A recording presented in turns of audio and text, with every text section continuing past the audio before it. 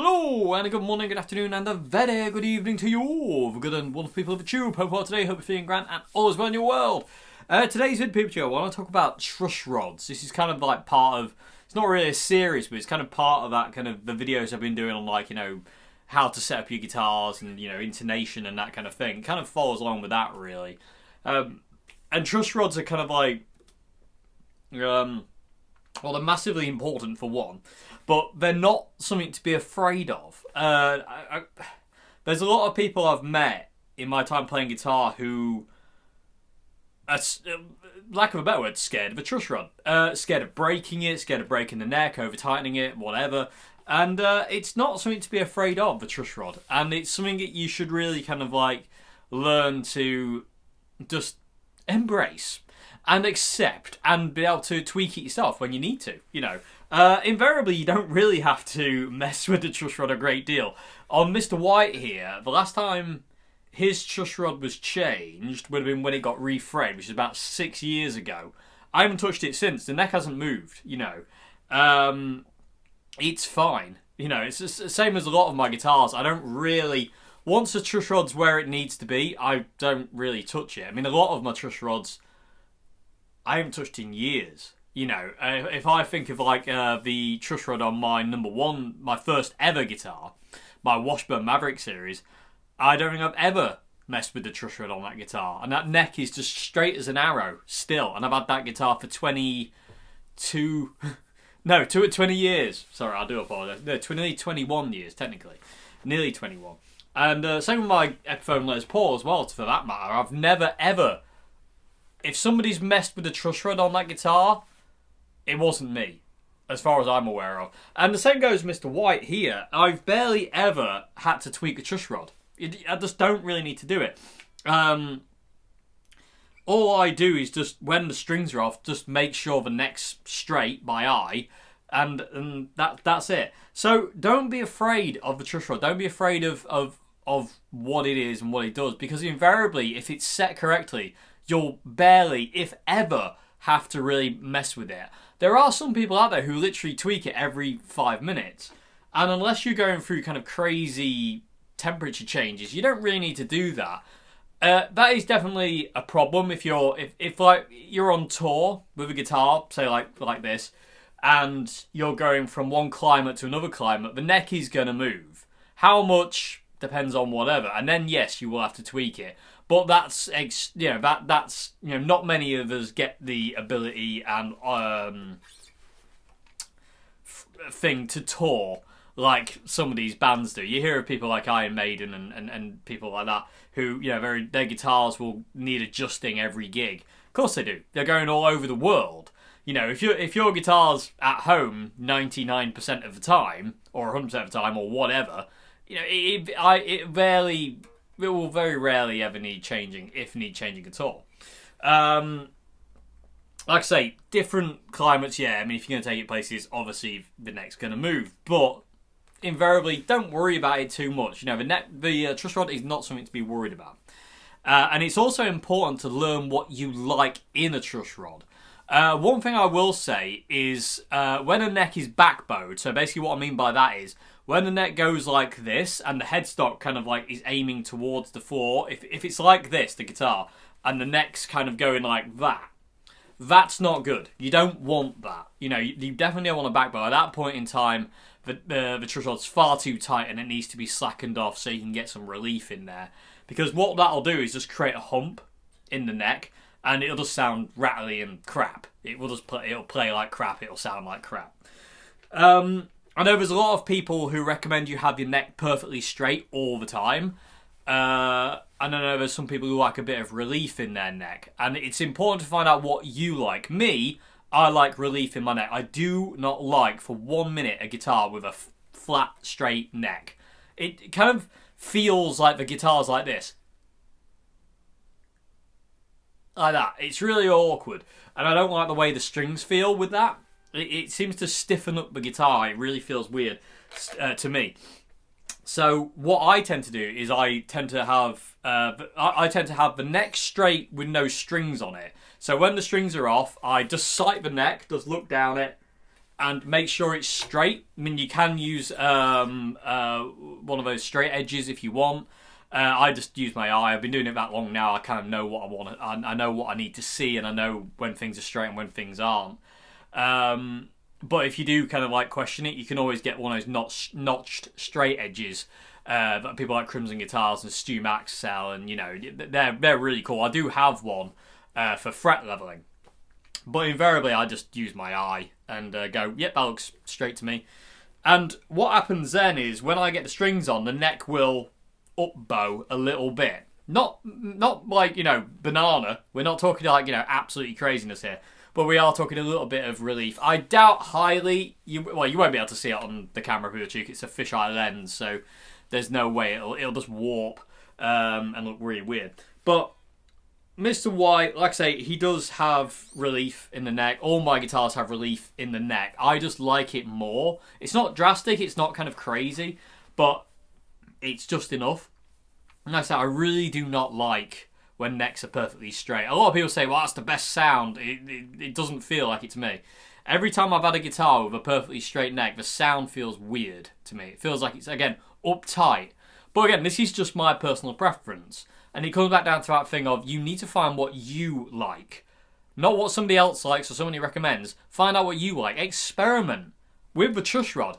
You know, just slacken it off a bit or tighten up a bit, you know, depending on where you are. Always make sure your neck is perfectly straight, well, as straight as it can be, with no tension. That's the only thing I would really recommend, PeopleTube, is that basically, as long as your neck's straight when there's no tension on the neck, it'll be fine for you to play around with. I mean, there's a few guitars I've had that I've really played around with the truss rod, trying to get the right amount of relief in it. And some have more, some have less, you know. Some are nearly straight and flat, but not quite. I think the closest guitar I have to having a perfectly flat neck, straight neck, is my Ibanez Gem. I think that is the closest, but even then, that's still got relief. So just bear that in mind, PeopleTube. It's not, the truss rod isn't something to be worried about or scared about. It takes a hell of a lot to break it. It really does. And if it does break, you know, you can get replacements, or you could get a new neck. You know, if you've got a Les Paul with a set neck, you can still get new truss rods put into those things. It is quite a costly procedure, but, you know, there is always a way to fix something. You know what I mean? There really is. I had a guitar recently, which you'll see soon, where the truss rod at the top end here, we were wondering, me and the local luthier I took it to, if it had become unanchored, because normally truss rods are single-way truss rods, because you have two kind of truss rods. You got dual action and a single action kind of truss rod. I think that's how you say it. And dual action kind of goes both ways. I'm not going to get into all that because I don't really know how to word it so it'll make sense. But it's a single action truss rod, so basically one way tightens, one way loosens, and that's all there is. There's not multiple things. Anyway, well, two things. So what me and the luthier were thinking is it become detached from its bolt down here, which it tightens into. In which case, not an easy fix. But what it was the nut on the truss rod up here was knackered, and it had dirted the threads up. And basically, what happened is took that nut off, put another nut on the truss rod, cleaned up the threads. Job's a good one. And that was it. You know, it was a very easy fix. And again, now that guitar plays like an absolute dream. It's actually insane. And again, that's another thing. Getting the truss rod right is so important to the way a guitar feels.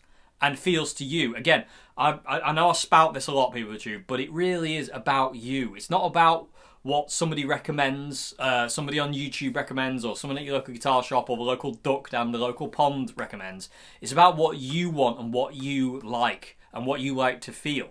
You know, I can, when I pick up a guitar, I can immediately tell if the neck's straight or not. Because, again, like I say, because I like relief. I can feel just by the way that the strings are and stuff like that. And just the way the neck feels that, I'm not going to like this. So, you want to kind of get to that thing. You want to just experiment with things. The same thing, like I say, with intonation. Learn to do these things. Not only will they save you money in the long run, but they also give you a better understanding about your instrument. And in so doing, if something does go wrong, invariably you go, oh, it's that, and 5 seconds later, job's a good one. So, bear that in mind, people. I just wanted a quick waffle about truss rods today, and it's nothing major. Like I say, they're just, you know, they're very easy to adjust. Oh, and that's another thing, is when you are adjusting a truss rod, you never, ever need to crank on them. You don't crank on them, unless basically that truss rod's never been, like, you know, tightened and it's just loose, totally loose, and never engaged, then yeah, obviously you need to tighten it on. But you turn truss rods a little bit at a time, you know, a micro turn at a time, because invariably you don't need a great deal of twist on a truss rod to alter the neck angle. You really don't. So bear that in mind as well, Poochu. But it is really important, I feel, to experiment with, like I say, intonation, action height, how you have your tremolo, truss rod, you know, what string gauge, you know, the height of your pickups, everything. You need to experiment with your guitar. You really do. And the same goes for bass as well, to be honest, or any instrument, full stop. You need to experiment with these things and find what you like. Because it's all about you when it comes down to these things. This isn't somebody else's guitar. This is mine, as yours is yours. So make it work for you. Don't make it work because, like, somebody on YouTube said, you need exactly this amount of clearance at the 12th fret. That might not work for you. If it does, great. But give yourself the benefit of the doubt to go, yeah, but what if I can find something better? You know, because there is always that thing of, like, if somebody said, well, I recommend you have your strings like this height, you could set up and go, yeah, that feels great. But through experimentation, you could make that even better. So, again, all down to you at the end of the day, Pikachu. What do you want out of the guitar, and how do you want it to feel? Because, again, it is yours. So, another thing I want to talk about as well quickly in this video, Pikachu, is the nut on the guitar. Now, this gets kind of overlooked, I think, more so than it actually should, I feel. The nut being cut right is so important to, again, how the guitar feels and how it plays. And what you do to check the nut height normally is you press down the 3rd fret on the string you're doing, say the low E here, for instance, and then you press the 1st fret. And what I like, again, some people like it so when you press the 3rd fret down and press the 1st fret, the string doesn't go anywhere. It's basically laid straight on top of the 1st fret there. It's laid on top, so there's no string movement whatsoever. I know a lot of people who have their guitars like that. Master Nick, he builds his guitars to do that thing. What I personally prefer, though, for me, is to have a tiny little bit of bounce in the string, like literally almost nothing, but just a little bit. So when you press down the 3rd fret, I like to be able to just have a little bit of bounce on all the strings, but nothing major. And basically, if you press your 3rd fret down and there's absolutely tons on that 1st fret to press it down, then you want to get into the nut and file it down. And again, do it nice and slow and easy. Maybe two times through, check, and check again. You do not want to cut it too deep and end up having to get a new nut. But nuts are really important, and again, that's how I like it. It's just a little bit of bounce on that 1st fret. Not loads, just a minute amount. And again, I know some people who like it, so when they press the 3rd fret down, it touches the 1st fret. So there is no bounce there at all. And just be aware of that. Another thing as well is having the nut slots cut at an angle. The nut slots do not want to be cut straight. That's when a guitar will start to sitar. That horrible kind of rattly thing you get on a string where it zizzes. You know, it sounds like a bee is in the nut, kind of like, you know, irritating the string.